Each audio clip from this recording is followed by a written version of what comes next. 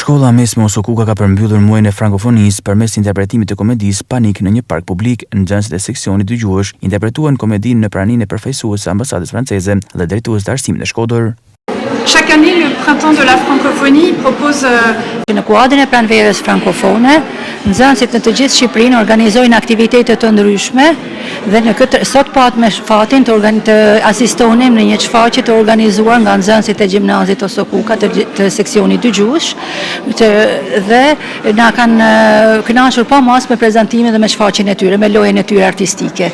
Ishin disa artistë të vërtetë. Sot mbaroi muaji i frankofonisë me projektin që kishte përgatitur Gjimnazi Osokuka, seksioni dëgjues frëngjisht shqip, me teatrin e organizuar vënë në skenë nga profesoresha koordinatore e frëngjishtës Edvalda Kuqi.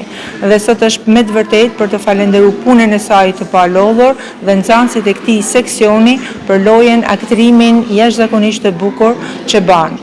Për gjatë muajit mars janë zhvilluar disa aktivitete në kuadër të pranverës së frankofonisë.